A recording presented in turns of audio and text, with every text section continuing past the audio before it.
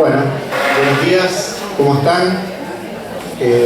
Vamos a dar inicio a esta parte de la clase. Vamos a estar trabajando la temática de adolescencia y juventudes, proceso de cuidado. Bueno, a Germán y a mí ya nos tienen, por lo menos nos conocen. Contamos con la presencia de Nahuel Sensamisi, que es docente de esta facultad y secretario académico. Bueno,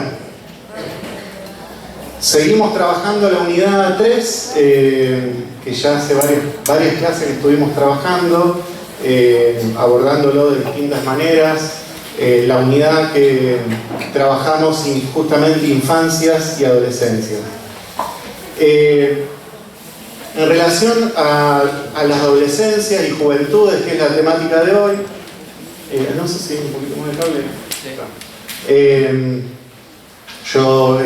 Lo que me quedé pensando inicialmente es cómo había llegado a empezar a trabajar esta temática, y recordaba cuando comencé a trabajar en el espacio institucional del CEPLA, que es una institución de acá del barrio La Sexta, también en dispositivos de ajedrez, y encontrándonos, bueno, Nahuel también trabajó en el CEPLA, con muchas situaciones, digamos, que nos abrían un montón de interrogantes, situaciones límites, ¿no?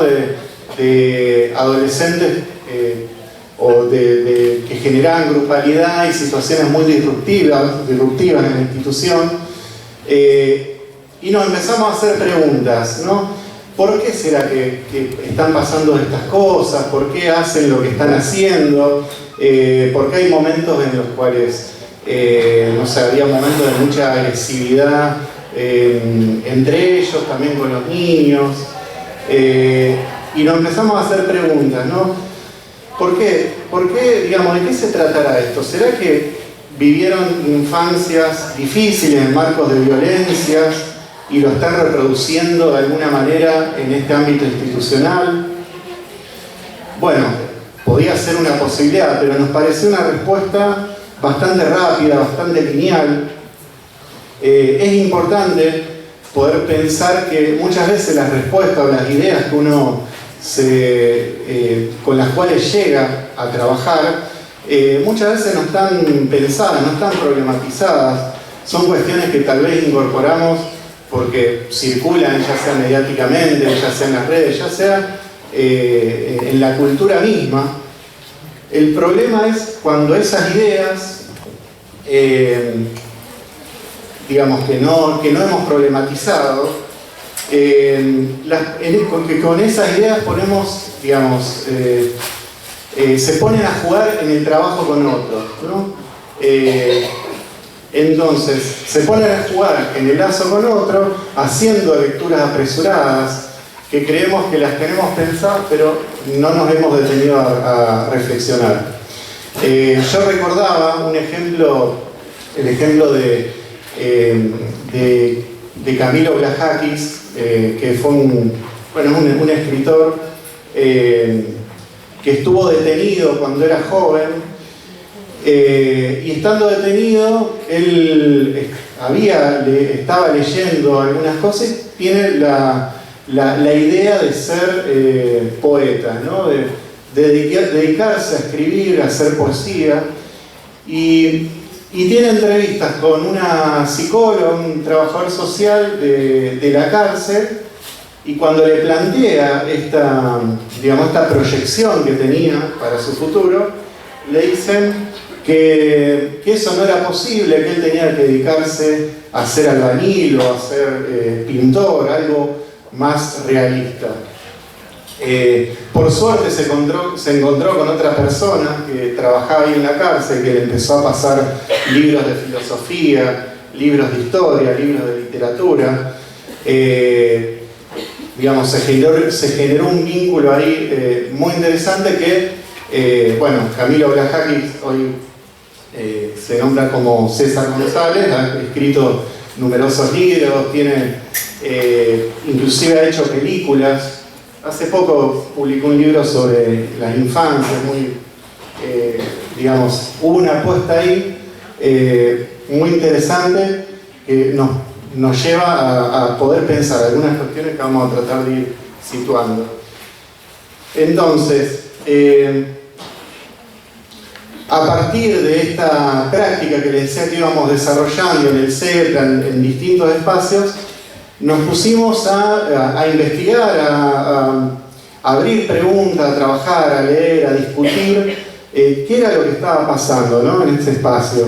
Es decir, lo que fuimos haciendo es tratar de modificar o de pensar nosotros, pensar nuestras prácticas, modificar nuestras prácticas y de esa manera también hacer algún movimiento institucional para poder alojar estas adolescencias, estas juventudes, inclusive en estos momentos tan disruptivos. Hay algunas cuestiones que podemos ubicar hasta estructurales en esa asimetría estructural entre adultos y adolescentes. Yo en la otra comisión ahora no lo voy a hacer porque estamos un poco más agotados el tiempo, pero les leía una frase de Hesíodo y de Sócrates, que se quejaban como adultos, se quejaban de las adolescencias, dicen que de la adolescencia, de la juventud, dicen los jóvenes de hoy, a los jóvenes de hoy no les gusta trabajar, se la pasan haciendo cosas molestas y son insoportables. Con otras palabras, ahí van planteando esto. Yo les leí la frase y les pregunté de qué año les parecía que era esa frase y dijeron, ¿y de ahora? No, del siglo V a.C. Digo, hay algunas cuestiones que son estructurales, pero también hay un eje de la historia que no hay que descuidar, que bueno, que hay autores que lo han trabajado en relación a la infancia, Philippe Ariès, Le Breton, en relación a las juventudes, de cómo la adolescencia, por ejemplo, la adolescencia como la conseguimos hoy, está ligada a ciertos movimientos históricos, a cómo al lugar que tuvo la escuela, digamos, porque antes se pasaba de la infancia a la adultez, porque después de la pubertad directamente iban y empezaban a trabajar. Con la escuela se empieza a generar ahí un movimiento diferente, digamos. Entonces hay muchos cambios que se pueden situar. Le Breton trabaja en las sociedades tradicionales, el modo, el lugar que tenían los rituales y cómo la adolescencia tenía que ver con el pasaje de un ritual que permitía ese pasaje de la infancia directamente a la adultez. Ahora esos márgenes, si bien podemos situar algunas cuestiones como ciertos rituales, como pasar de la escuela a la universidad, pasar de la escuela a un primer trabajo, etcétera, etcétera, son márgenes más movedizadores. El duelo entonces por el cuerpo infantil perdido, el duelo por la identidad y el rol infantil, hay una renuncia, un movimiento respecto a la dependencia que se tenía en relación a los adultos que lo cuidaban. El duelo por los padres de la infancia también, y ahí pone a jugar no solamente el duelo en ese lazo con el adulto, con los padres, sino también el duelo de los padres en relación a ese niño que está dejando de ser niño. Digamos, hay muchos movimientos que se van produciendo. Octave Manoni trabaja todo el proceso identificatorio también en la adolescencia. Dice que el adolescente sabe que ya no es un niño, pero sabe también que no es un adulto. Los seres humanos también mudan en el momento de la adolescencia y sus plumas son plumas prestadas, ¿no? Es como si tomara ciertos rasgos de otros. Toma el aspecto de algo prestado, dice, sus ropas parecen no ser suyas. Ya se trata de vestidos de niños o se trata de vestidos de adultos. Digo, es importante ir pensando estos movimientos que se van dando en la adolescencia. Bueno, ahí Manoni trabaja algunos puntos que se lo voy a dejar más para Germán, porque hacen mucha resonancia con lo que trabaja Pavlovsky en relación a cómo a no situarse desde la seriedad en el trabajo con los adolescentes. Lo dejamos ahí picando.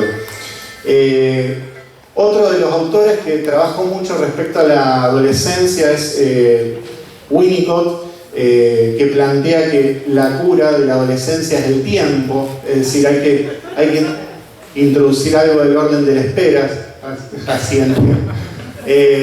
pero esa espera es una espera acompañando, digamos, no una espera como andá para allá y volver cuando sea adulto. No, hay que acompañar, es todo un trabajo que es importante estar ahí, ¿no? ¿Qué pasa con el cuerpo, ¿no? Tanto el cuerpo en lo biológico, pero también en relación a la imagen de ese cuerpo. Un ejercicio que uno podría hacer es agarrar una foto de cuando éramos adolescentes. ¿Qué pensamos nosotros ahora en relación a esa imagen que tenemos, qué pensamos ahora viéndonos en esa foto y recordar qué pensamos en ese momento viéndonos al espejo? Un juego que uno puede hacer que nos permite pensar algunas cosas. En relación a la infancia, nosotros hemos trabajado que hay ciertos anclajes que son necesarios y condiciones para que el sujeto se constituya, ¿no? Hemos trabajado en relación a lo filiatorio. Se trata ahí de la constitución del propio cuerpo, de la creación de superficies. Hay cierta operatoria, inclusive que podemos ubicar cuando el niño pintando con la comida se empieza como a enchastrar el cuerpo, pero en todo en eso lúdico que se pone a jugar ahí, va creando ciertas superficies corporales que son necesarias. ¿Y qué pasa en la adolescencia? Que en la adolescencia el juego ya tiene otro lugar. Rodulfo ubica ese pasaje del jugar al trabajar, que bueno, daría para ubicar algunas cuestiones más, pero en esa construcción de la superficie corporal ya no es un cuerpo constituido en esa adhesión, en esa ligadura con lo materno, sino justamente es todo un trabajo para separarse, ¿no? Para desligarse de esos adultos. Entonces, la adhesión o el lazo se va a ir generando con otros, ¿no? Con lo grupal que está en particular en la adolescencia, con los grupos, con las bandas. Que esto se liga a lo que nombrábamos antes como identificación en relación a lo que plantea Manoni.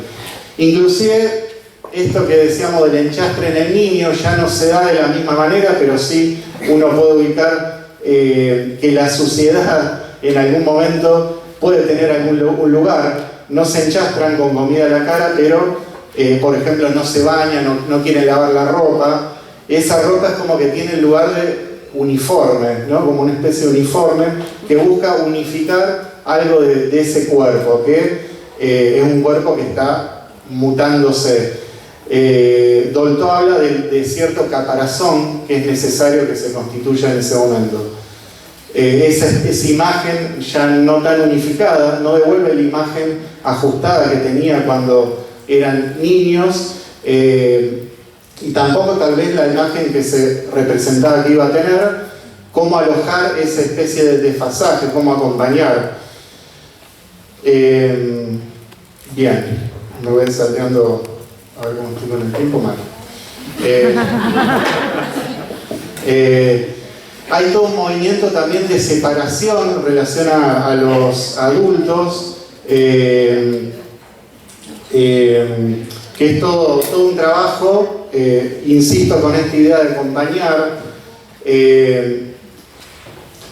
separación en el sentido que muchas veces hay un movimiento en el cual se buscan como era, bueno, guiño para quienes están más cursando psicología, pero la idea de Ford y ese movimiento simbólico que hace el niño en la adolescencia, hay ciertos movimientos de sustracción de esa mirada de los adultos, esa especie de juego de escondidas, que es necesario para que no quede alienado o tomado por cierta demanda social o familiar.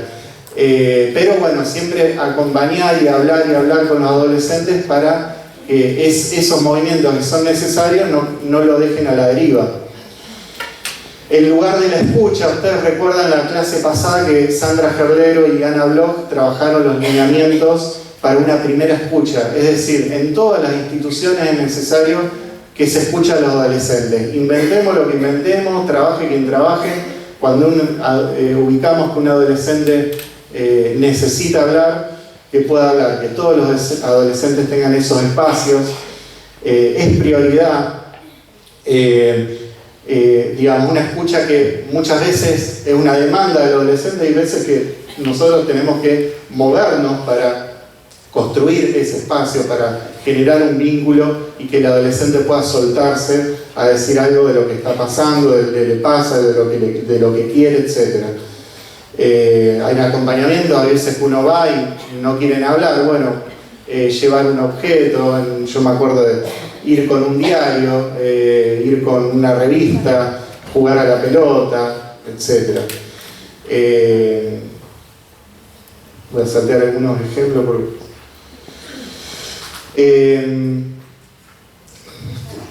no me voy a saltar una. Me estaba acordando de un dispositivo que habíamos armado en un centro de salud que trabajamos con población GOMI, armamos un espacio de alfarería y para que se arme fuimos casa por casa a convocar, digamos, y también plantearle lo importante que era para nosotros que puedan participar, ¿no? Y chicos y jóvenes, había algunos de ya más de 20 y pico incluso, de que nunca o habían pisado el centro de salud una vez en 5 años, y me acuerdo de uno que me dice, me duele acá. ¿Y cuánto hace que te duele? Le dolía la panza. 1 año, 2 años, me dice. Bueno, obviamente ahí fuimos construyendo el lazo con el médico, todo un circuito de atención y de trabajo, ¿no? Entonces, bueno, me parece que eso es central. La necesariedad también de apostar así como decíamos, el lugar del juego en el niño, el lugar que también está ligado a la ficción, pero que el lugar de la ficción es central. ¿En qué sentido? ¿En qué sentido es central el trabajo con adolescentes? Ya Manoni ubica el lugar de la fantasía, ese fantasear tiene que tener un lugar en nuestro trabajo. Freud habla de la novela, del novelar, tiene que estar ligado a algo de la invención y algo de la historización, ¿no? Es necesario acompañar desde, digamos, dar lugar a ese ficcionar, a esa ficción, en ese deshacimiento, también esa separación que ubicamos en relación a esos adultos que fueron una referencia central en la infancia. Es decir, no es sin ficción que se pasa de esa escena de la infancia a otra escena, a una escena, podríamos decir, más ligado a apostar a que se vaya construyendo cierta autonomía. No hubiera sido posible sin acompañar una ficción que esta situación, esto que planteaba César González en las entrevistas, ese mago, esa persona que fue y le empezó a pasar libros, sin una ficción no era posible, que justamente es lo que no pudieron hacer en ese caso la psicóloga, la trabajadora social. La ficción implica la producción de un futuro, que un futuro deseante sea posible. Es posible. Marcelo Persia decía que para ficcionar es necesario suspender la incredulidad, no quedar obturados por esa incredulidad. Ficcionar implica hacer memoria construyendo para adelante, para el futuro. Se ficciona con palabras, con una trama simbólica y siempre con otros, no en soledad, implica un lazo colectivo. Ficción también como posibilidad de transformación.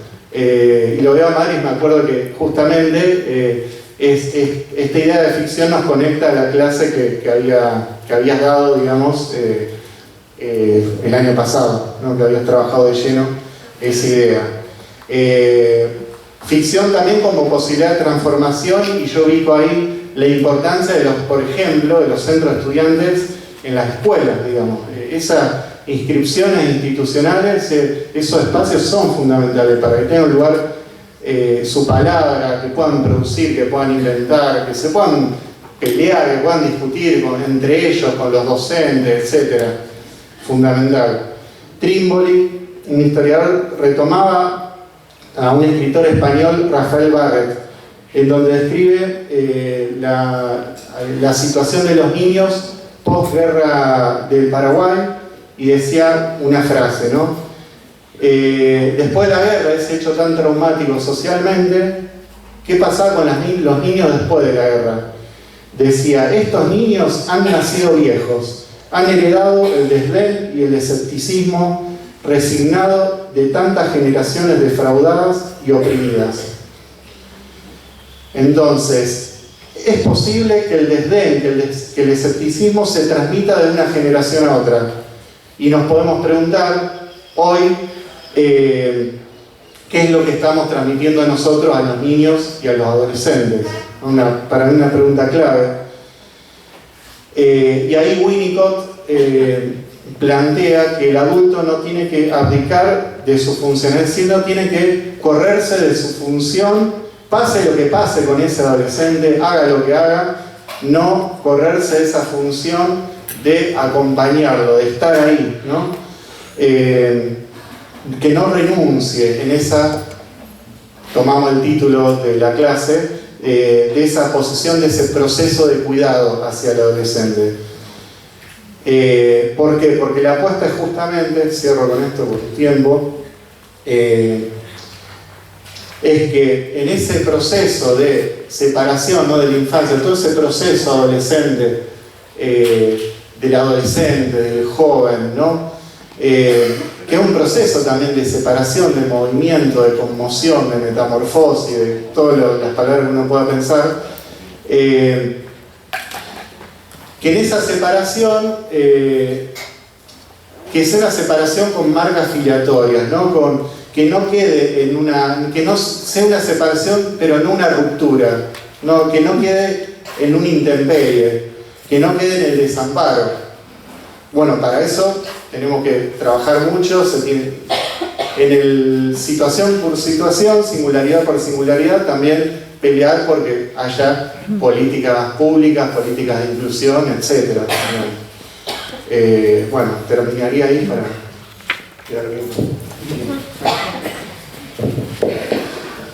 Bueno, buenos días a todos y a todas. Retomando parte de lo que decía Rubén, a mí me parece importante recuperar de la categoría de adolescencia no solo una dimensión clínica vinculada a la práctica del acompañamiento terapéutico, sino también una dimensión histórica, ¿no? Dado que este concepto tiene un fuerte sentido vinculado a la historia, y bueno, hay autores y autoras que por supuesto lo han trabajado arduamente. Tampoco me parece que hay que desconocer a la hora de pensar en esta categoría y lo que se puede trabajar a partir de esta categoría, una dimensión que también esté vinculada a los tiempos que estamos transitando, ¿no? Y al lugar en donde estamos trabajando.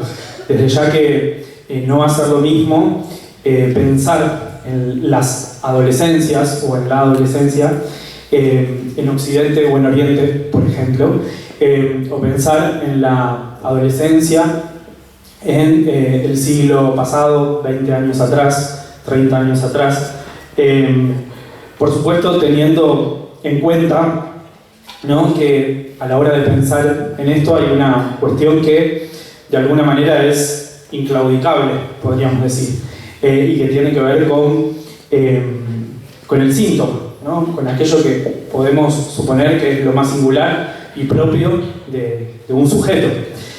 Aquellos que lo inscriben en una diferencia que de alguna manera no es colectivizable. Entonces, a partir de ahí, a mí por lo menos se me generaba la pregunta, el interrogante, no sé ustedes, de si no hay que hablar únicamente de adolescencia, sino de adolescencias, ¿no? Si bien podemos situar una categorización que alude a la adolescencia, como decía, en su dimensión clínica, en su dimensión histórica, también en una dimensión institucional, por supuesto, no habría que pensar en las adolescencias a partir de situar, cuestiones que tienen que ver con el trabajo que uno puede hacer con los y las adolescentes, pensándolos más bien desde su singularidad, ¿no? Desde, como decía recién, el síntoma, que por supuesto no puede ser pensado por fuera de la civilización, de la cultura y del malestar que es inherente a la misma, ¿no? Hay una cuestión también que me parece importante diferenciar, aunque parezca obvia, que tiene que ver con algo que nosotros vamos trabajando en la materia que está en el profesorado en psicología, que tiene que ver con poder hacer una diferenciación entre la pubertad. En algún momento se ha hablado mucho de la pubertad, ¿no? Y me parece importante justamente trazar esa diferenciación, ¿no? Entendiendo que la pubertad quizás alude más, o siempre ha aludido más, a cuestiones que tienen que ver con los procesos fisiológicos que se dan en determinado momento. Pensar, retomando algunos aportes de Freud, pensar también en una cita de No quisiera morir en los 90, de Sylvia Bleichmann, en la adolescencia, ¿no? como un trastocamiento inaugural, un momento de corte, un momento de mutación, ¿no? Y como dice Sylvia Bleichmann, un tiempo abierto a la resignificación y a la producción de dos tipos de procesos de recomposición psíquica, ¿no? A mí me parece que esto es muy importante, ¿no? Porque... Perdón, ¿podés repetir las últimas palabras? Sí, claro. Decía que en palabras de Sylvia Bleichmann, en un apartado que se llama El estallido de la identidad, ella dice: la adolescencia es un tiempo abierto a la resignificación y a la producción de dos tipos de procesos de recomposición psíquica, ¿no? Y habla de, haciendo referencia a estos dos procesos, a aquellos que determinan los modos de concreción de las tareas vinculadas a la sexualidad y los que remiten a la deconstrucción de las propuestas originarias y a la reformulación de los ideales. En relación a estos dos puntos, ¿no? que sitúa ella, a mí me parecía interesante, y para no robar más tiempo, poder pensar, digamos, en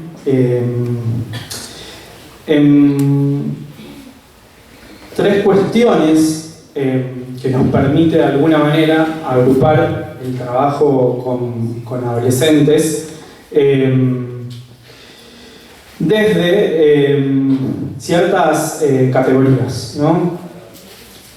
Una tiene que ver con el final del juego, que Rubén esto lo mencionó, hizo alusión al juego, ¿no? Como algo fundamental para pensar la estructuración psíquica en la niñez.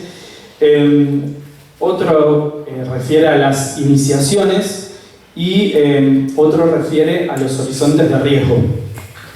Estos tres aspectos o estas tres consideraciones las encontré en una revista que ya tiene muchos años de publicación, creo que inicia en el año 92, que se llama Psicoanálisis y Hospital.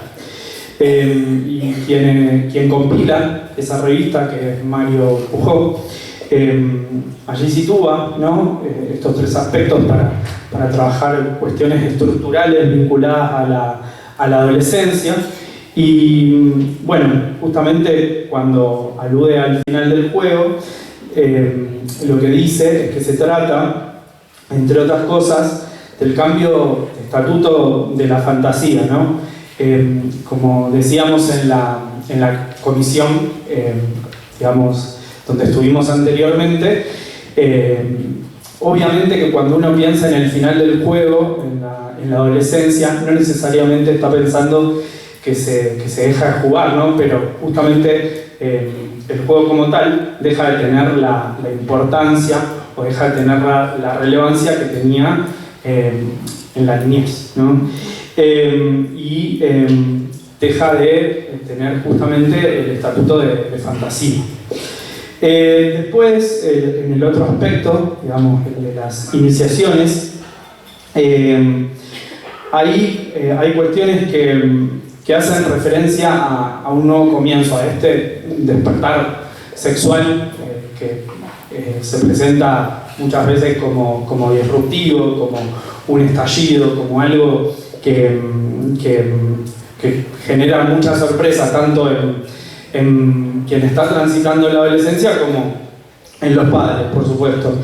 Y después, en lo que refiere a horizontes de riesgo,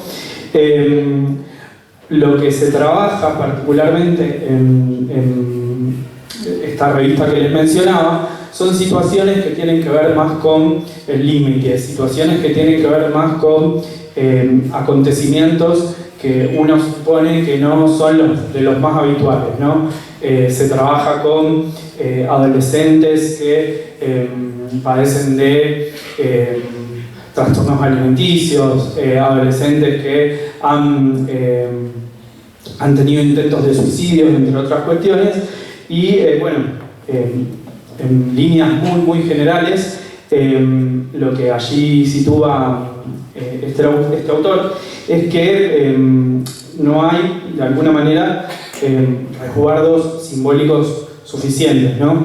Esto es como para, a fines teóricos, poder trazar ciertos ejes en relación a la adolescencia.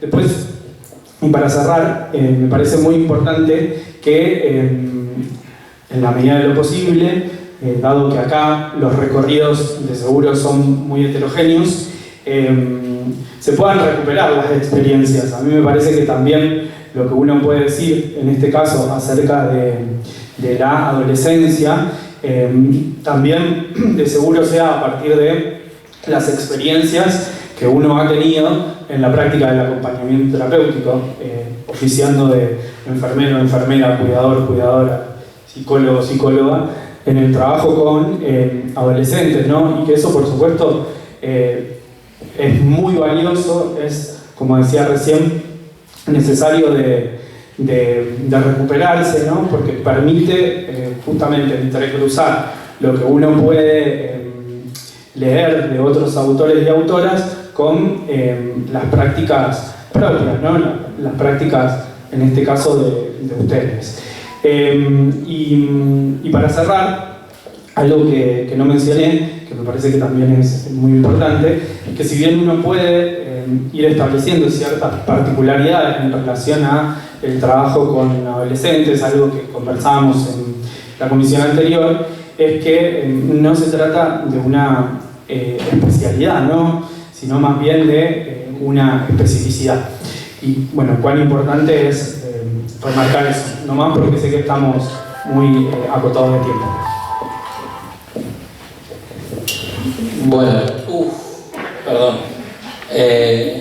No estábamos tan acotados de tiempo. ¿Querés decir algo más? ¿Estamos? Cualquier cosa después de bueno, de hecho yo pensaba decir, como hacer como una intro de por qué iba a ir a la velocidad de la luz, pero voy a ir un poquito más despacio. A ver, tiro 2 o 3 cuestiones ordenadoras. Y dale, ahora, metele con... Acá Rubén me sugería, yo pensé que estábamos muy cortos de tiempo, disculpen, que agregue un ejemplo al que referí en la comisión anterior en relación a este punto del final del juego, por supuesto siendo cuidadoso y tratando de no contarlo como si hubiese sido, digamos, una propuesta absolutamente resolutiva de ese devenir adolescente. Tiene que ver con bueno, el compartir experiencias clínicas con otros colegas y otras colegas.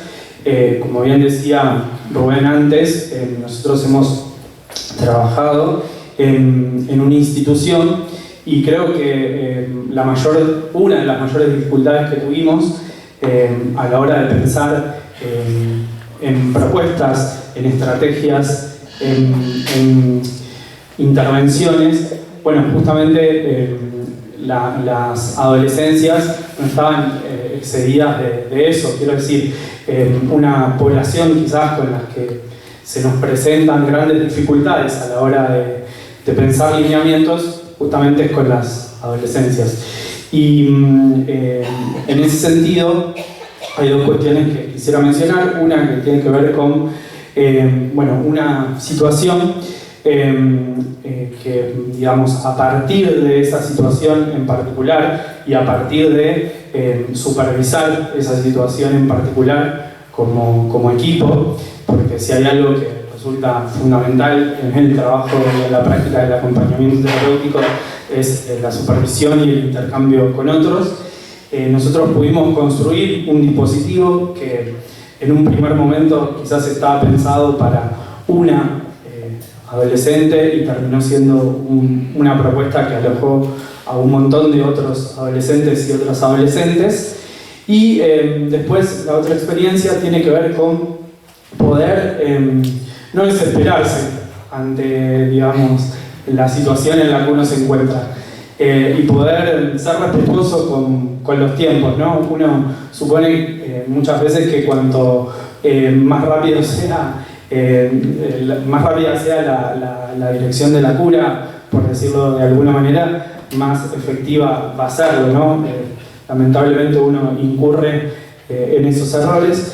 Y entonces, cuando conversábamos con Germán y Rubén sobre esta clase, nos parecía importante hacer mucho hincapié en esto, en la cuestión de ser paciente, en la cuestión de dar lugar a la espera, ¿no? Y en ese sentido, bueno, quería compartir una experiencia de trabajo con un preadolescente que, bueno, sus padres habían llegado muy preocupados porque era un adolescente que no conversaba, que no, digamos, prácticamente no había posibilidad de diálogo alguno, no solo en la casa, no solo en la escena familiar, sino también en lo escolar. De hecho, digamos, la consulta de los padres tuvo que ver con, primeramente, un pedido de los maestros y maestras de que,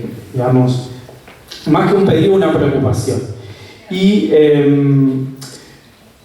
evidentemente ese muchacho no estaba encontrando aún un lugar donde poder hablar, ¿no? Un lugar donde poder plantear y decir qué era lo que le estaba sucediendo.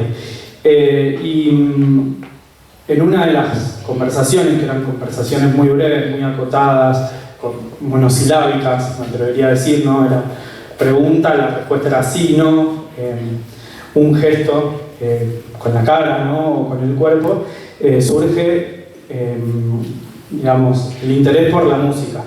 Y durante muchos meses se trabajó hablando en relación a los gustos, ¿no? Hablando en relación a los intereses musicales de este adolescente y proponiendo como digamos, una instancia necesaria el escuchar música mientras estaba conversando, o el escuchar música en silencio, ¿no? Por eso digo, uno quizás se sorprende de cuán simple puede llegar a ser esto, pero en realidad reviste toda una complejidad, ¿no? Si uno se pone a pensar con detenimiento.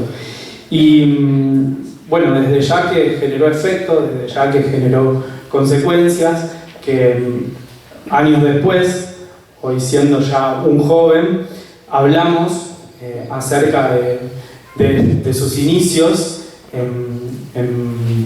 digamos, en lo que fue un acompañamiento terapéutico, y él recuerda estos momentos en donde no podía conversar, donde no podía dialogar, donde no podía compartir, digamos, qué era lo que le estaba sucediendo.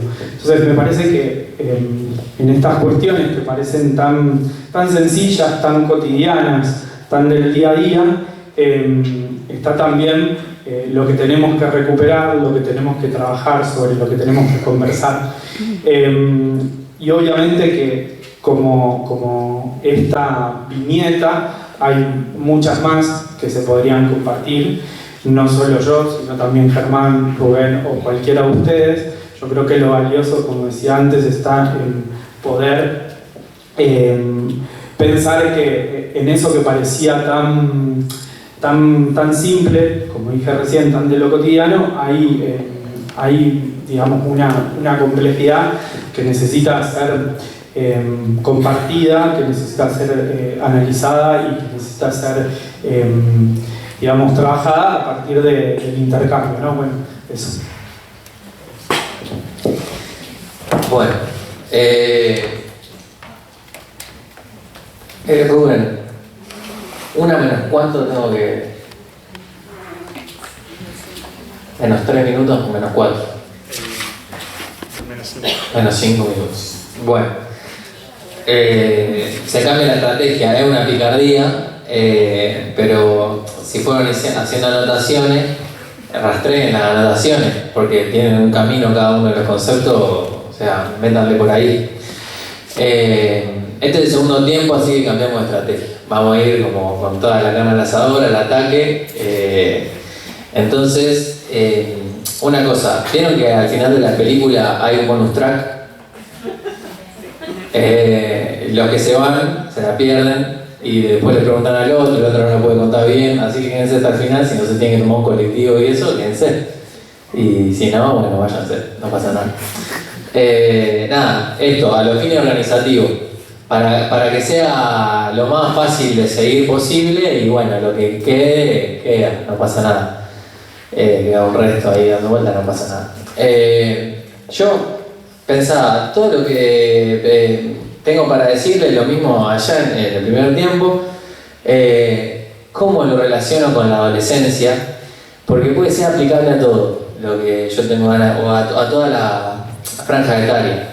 Entonces yo pensaba, bueno, este título como una pregunta, ¿qué filiación es posible para la adolescencia hoy? O ¿qué adolescencias se inscriben en esta época, en la Argentina? Yo le tiro, esto lo pienso ahora, le tiro 5 conceptos, palabras, títulos. Ustedes hagan que lo anotan, o sea, muevan la lapicera así, y yo creo que ustedes están siguiendo la situación. Solamente 5 títulos anoten, y lo que yo voy a ir diciendo va a ir abajo de esos conceptos. Háganlo, por favor, y yo me siento percibido. Primer concepto, campo. Gracias, Juli. Dios te bendiga. Concepto campo. El segundo, pensaba que podía ser... vamos a poner el título de Gilou. Consecuencias psíquicas de las transformaciones sociales.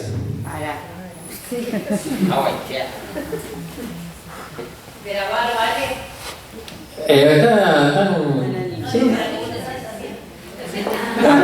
Sí, gracias, muchas gracias. ¿Consecuencias psíquicas? Consecuencias psíquicas de las transformaciones sociales. Tercer título, filiación.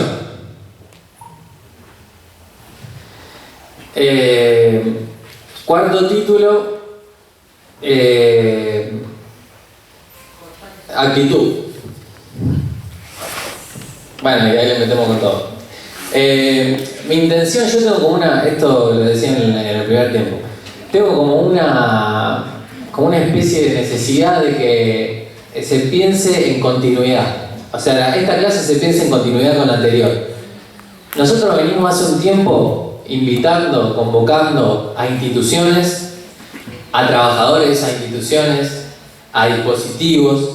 Todos trabajan con infancia y adolescencia. Y todos, voy un poco rápido, pero creo que se va a poder seguir. Y todas esas instituciones en diálogo, en comunicación, en discusión, en disputa, todas conforman el campo de la salud mental, el campo de la salud de la infancia y la adolescencia. Y yo quisiera que nos pensemos como acompañantes de adolescencias en ese campo. ¿Sí? Nosotros escuchamos a trabajadores sociales de un centro de salud, a psicólogos de un centro de salud, a los compañeros que trabajan en los sueños de la sexta, al punto de encuentro familiar, todo en comunicación. Y lo que le decía yo la anterior vez, ahí en planta baja 1, no da lo mismo en absoluto pensarse como acompañante terapéutico en el medio de las discusiones de todas esas instituciones. O sea, es como un mapa con el que tenemos que andar en la cabeza todo el tiempo. ¿Por qué? Porque nos amplía el margen de acción. O sea, nos permite decir, bueno, yo puedo apelar a esta institución, y no solo que apelar a la institución, sino que también como medio que forzarla a que haga un poco lo que, o por lo menos ponerme en comunicación para que haga algo de lo que me parece que pueda andar mejor con esta adolescencia y demás. Pierre Bourdieu es el creador, digamos, del concepto campo social. Pierre Bourdieu es un francés, es un concepto de la sociología, y el tipo era estructuralista constructivista. ¿Qué quiere decir esto? Bueno, los individuos estamos determinados por la estructura, pero tenemos con qué combatirla también, o cómo modificarla. Entonces, bueno, estructura, pero construimos también la estructura nosotros. Entonces, bueno, la pregunta es, en ese campo de disputa, ¿qué margen de acción tenemos? ¿Sí? Yo quiero que nos pensemos como acompañantes de las adolescencias, pensando en qué margen de acción tenemos nosotros hoy en relación a esas instituciones filiatorias o no. Segundo eje, habíamos dicho situaciones límites. También puede ser el otro social. Texto. ¿Cómo? La consecuencia psíquica de las transformaciones sociales. Bueno,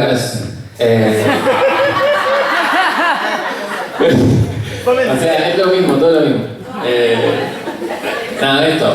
Ese es el título bellísimo de un texto que es de Gilou Roger de García Reynoso. Es precioso, es un texto que yo les recomiendo, o sea, me pongo la mano en el pecho así para que sientan que yo ese texto lo siento mucho.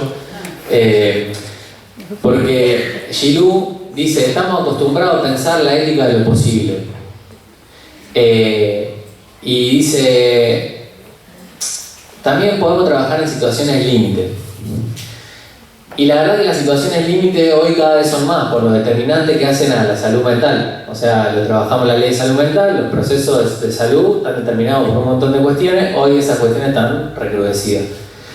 Entonces las situaciones límite se amplían, y dice Gilou, el campo, el trabajo no se reduce, no se circunscribe a el ámbito, a la cuestión de la cura mano a mano o a esa especie de concepción tradicional de los procesos subjetivos psíquicos. Dice, incluye el campo de la cultura. El campo de la cultura con todo lo que pasa en la cultura, incluyendo las situaciones de miseria más crueles. Y dice, pero todas estas instituciones, todas estos atravesamientos culturales, sociales, pueden ser pensados, ella dice, psicoanalíticamente, pero pensémoslo acá clínicamente, psicoterapéuticamente, pueden ser pensados, al menos nos permiten o son susceptibles de hacer un hueco en esa catástrofe y pensar. Entonces trae una viñeta. Para que eso se entienda, trae una viñeta. Siempre está bueno, como dice Nau, poder vincularla a intervenciones propiamente dichas. Imagínense, ella dice, una plaza en un lugar de Latinoamérica. Esto ocurrió efectivamente. una plaza caracterizada por situaciones crueles, donde las personas que allí viven, o sea, son personas en situación de calle, estamos hablando de niños en situación de calle y los adultos a quienes se les supone la posibilidad de filiarlos a algo, a la vida, están desafiliados también, o en riesgo de desafiliación, viviendo en la calle. Pero además agrega algunas cuestiones tremendas, digamos. Los medios de subsistencia son todos medios que exponen a riesgo de vida. Y no son poco frecuentes las muertes en manos de las fuerzas del orden. Digo, una serie de cuestiones gravísimas. Dice, el margen de acción, entonces volvemos al campo, el margen de acción para los equipos de salud y es casi nulo, o más o menos. Entonces, dice, bueno, acá me acuerdo, Maurito, que vos decías alguna vez en una jornada, decía, hay que instalar un ritmo en el acompañamiento. Si no se instala un ritmo que se espere, es difícil. Entonces el equipo de salud se propone, un equipo de salud, médicos, psicólogos, se propone generar un ritmo. Vamos a ir a la plaza todos los días a la misma hora. Si se suben al colectivo, se suben. Si no se suben, no pasa nada, pero saben que pasa el colectivo. La cuestión es que se arma un grupo y lejos de contar las penurias, cuentan los sueños. Pero no los sueños de lo que proyectan, sino de los sueños traumáticos que tienen cuando duermen. Y la viñeta tiene que ver con esta situación. Una psicóloga escucha a una de las mujeres que vive ahí en la plaza, muy angustiada, llorando porque la plata que había hecho a partir de la prostitución, no como una elección, no como trabajo sexual, sino como el único medio de subsistencia posible, se la había gastado en otra cosa y no en la posibilidad de dársela a sus hijos para la subsistencia, digamos. Mientras escucha a la señora, la psicóloga piensa, no dice, lo piensa, siquiera pudieras cuidarte un poco. O sea, le desea que esté bien. Emana un deseo de vida. Al otro día, esto no es magia, o sea, espero que no se piense así. Al otro día la mujer viene, se peina y se baña antes de ir a la plaza. ¿Qué quiere decir con esto Gilou? Traza dos cuestiones en relación a los mensajes que parten del otro social. O puede venir un deseo de muerte, puede emanar un deseo de muerte, y las identificaciones a la vida ahí son en general con mucha culpa, directa o indirectamente se busca situaciones mortíferas en donde o consumos problemáticos compulsivos muy fuertes o nada, vamos a ponerle un motivo a que me castiguen y choreo compulsivamente o cuestiones así, o puede emanar del otro social un deseo de vida, y en este caso la psicóloga de alguna manera, a partir del miramiento o bueno, algunas cuestiones que podemos también buscar, rastrear en el concepto, le desea que esté mejor.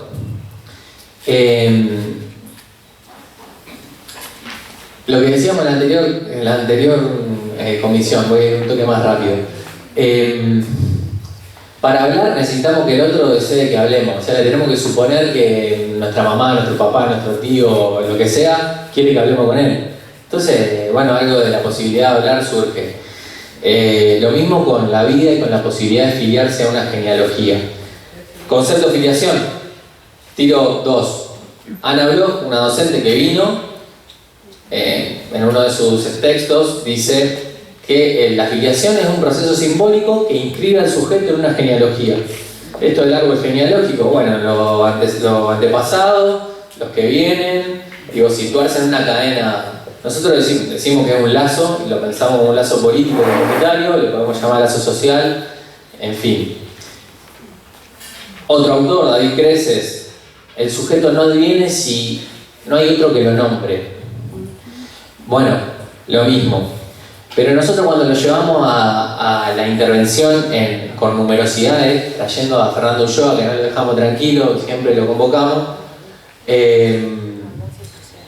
Lo que pensamos para la afiliación es que los sujetos cuentan en tanto son nombrados. Entonces, cuentan tanto sujetos como sujetos son nombrados. Bueno, todo esto, este es el andamiaje que yo pienso o tengo más presente cuando trabajo con las adolescencias desafiliadas hoy. Hace poco leí una nota en la que, ¿se acuerdan que hace muy poco tiempo hubo una serie de homicidios a taxistas? ¿Se acuerdan la edad que tenían esos muchachos? Tenían 15, 16 años. Bueno, digo, en esa, yo acuerdo con algunas cosas de esa nota, con otras no, pero lo que sí queda claro es que hay un diagnóstico de la situación. En esa nota decía, bueno, pareciera que la instancia de la cárcel es una instancia más que atravesar.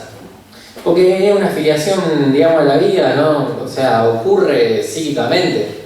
Y esto es, por favor, no lo llevemos al plano de la culpabilización de adultos y eso, pero si mi padre está preso, si mi tío está preso, si yo nací ahí, digamos, igualmente pensémoslo en los determinantes sociales, no lo pensemos como la familia, porque si no caemos en una cuestión horrible, pero entonces, bueno, el ritmo que se genera ahí es un ritmo compulsivo cruel. Voy a avanzar un poquito. La pregunta de la nota esta es ¿qué identificaciones son posibles? Bueno, son estas identificaciones posibles hoy. Hay otras, por supuesto, pero ahí está el campo de disputa. O sea, las instituciones no son malas ni buenas. Hay muchos colegas, compañeros de instituciones que son bárbaras. Lo que pasa es que también están empujadas a la inmediatez, porque estamos todos permeados por eso, por la demanda tan avasallante, digamos. Entonces, yo lo que pensaba es que hay posibilidad de forzar a las instituciones a que deseen o a que emanen de esas instituciones un deseo de vida para los pibes. Y ahí estamos nosotros con algunas herramientas, apelando a otros, para que yo voy a ir a una viñeta como Giroud para engancharlo, me quedan 7 minutos. ¿Se acuerdan de Casa Pueblo? Bueno, yo trabajé hasta hace muy poquito en un centro barrial muy parecido a la lógica de Casa Pueblo. Si yo les pregunto a ustedes, ¿cuál es la vía regia para... Perdón, sí, ¿cuál es la vía regia para que podamos, a los compañeros que cursan psicología, a los que están familiarizados también, cuál es la vía regia para acceder a los pensamientos inconscientes? El sueño. Bueno, bárbaro. Y si yo les pregunto a ustedes, en Argentina, con los dioses que tenemos nosotros, ¿cuál es la vía regia para acceder a las pasiones? El fútbol.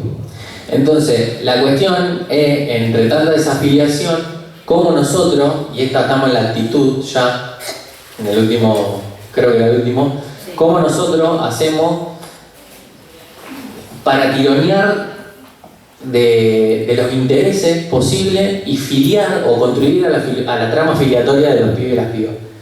O sea, es actitud, pero es actitud con concepto. O sea, es sentimiento vivo, pero con coherencia teórica. Entonces, acá el ritmo que en este centro barrial, el ritmo que establecimos es todos los miércoles, y esto, por favor, que quede claro, o sea, son compañeras de un centro barrial, se llama Viento de Libertad, hoy no están acá, pero con las compañeras, son todas compañeras en general, y el profe de fútbol. Todos los miércoles un ritmo, fútbol, los pibes vienen. Hay un psicólogo ahí que oficia de qué sé yo, pero está ahí. Bueno, llamamos a Nahuel, llamamos a la Secretaría de Deporte de la universidad y vinimos con un total de 100 personas a conocer la universidad un fin de semana, con los padres, con las madres. O sea, los que sostienen a los pibes vienen los pibes y vienen a un lugar que los espera, que les pide que escriban sus sueños en un papelito y que los vamos a atesorar acá en los sueños de la sexta. Digo, las instituciones comunicándose entre sí.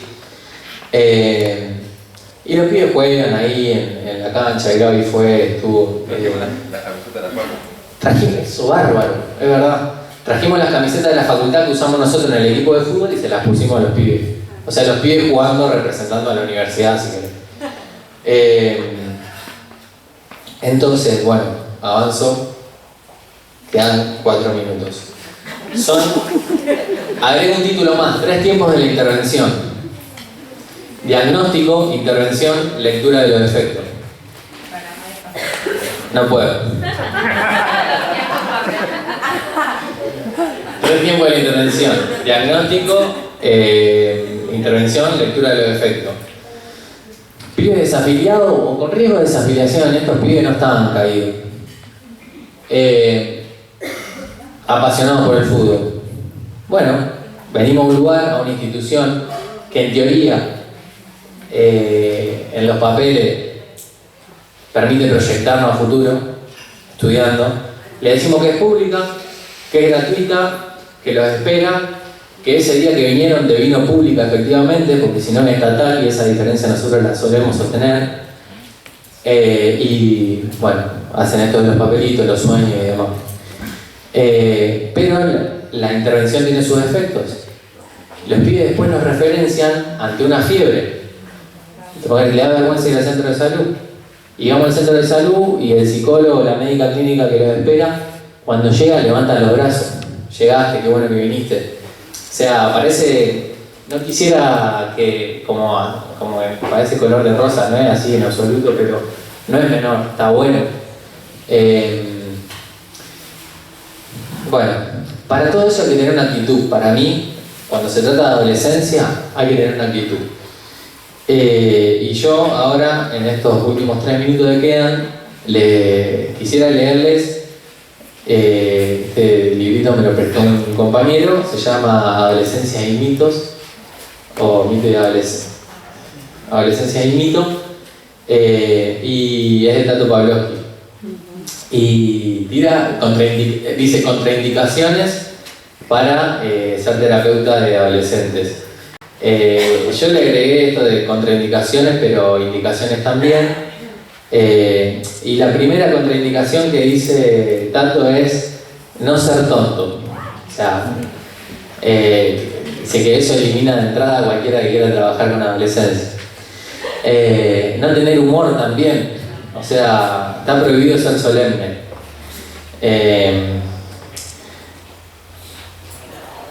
Bueno, y dice ser envidioso de la juventud. Tener mucho miedo a vivir y a morir. Pero yo agrego 2 o 3 cosas. Una, Tato Pavlovsky en otro lugar, en un texto que se llama Creatividad, Espacio de Creatividad, dice: no se puede jugar a medias. Si se juega a fondo. Para jugar bien hay que apasionarse. Para apasionarse hay que salir del mundo de lo concreto. Salir del mundo de lo concreto es introducirse en el mundo de la locura. Del mundo de la locura hay que aprender a entrar y a salir. Sin introducirse en la locura no hay creatividad. Sin creatividad uno se burocratiza, se torna hombre concreto, repite palabras de otro.